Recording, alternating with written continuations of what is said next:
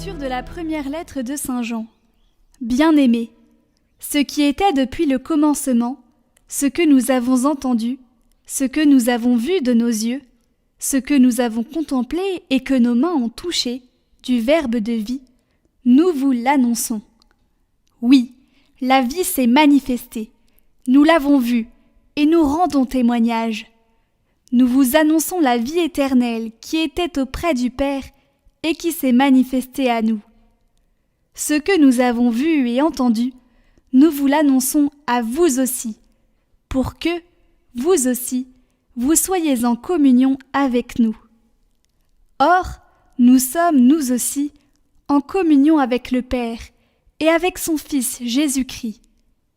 Et nous écrivons cela afin que notre joie soit parfaite.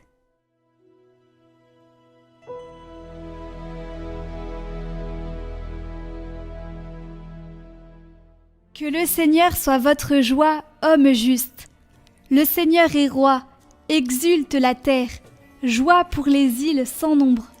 Ténèbres et nuées l'entourent, justice et droit sont l'appui de son trône.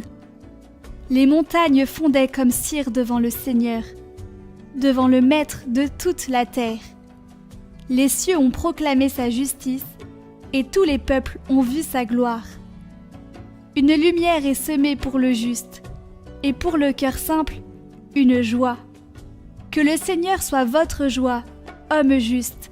Rendez grâce en rappelant son nom très saint.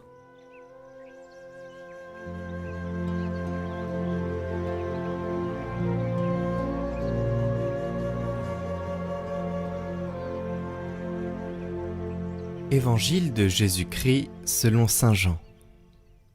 Le premier jour de la semaine, Marie-Madeleine courut trouver Simon-Pierre et l'autre disciple, celui que Jésus aimait, et elle leur dit : « On a enlevé le Seigneur de son tombeau, et nous ne savons pas où on l'a déposé. » Pierre partit donc avec l'autre disciple pour se rendre au tombeau. Ils couraient tous les deux ensemble, mais l'autre disciple courut plus vite que Pierre et arriva le premier au tombeau. En se penchant, il s'aperçoit que les linges sont posés à plat. Cependant, il n'entre pas. Simon-Pierre, qui le suivait, arrive à son tour. Il entre dans le tombeau. Il aperçoit les linges posés à plat, ainsi que le suaire qui avait entouré la tête de Jésus, non pas posé avec les linges, mais roulé à part à sa place. C'est alors qu'entra l'autre disciple, lui qui était arrivé le premier au tombeau. Il vit et il crut.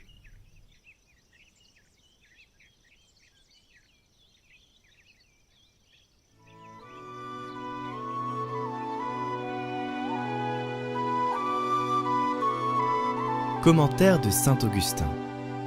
Il vit et il crut. Ce qui était depuis le commencement, ce que nous avons entendu, ce que nous avons contemplé de nos yeux et que nos mains ont touché, c'est le Verbe de la vie.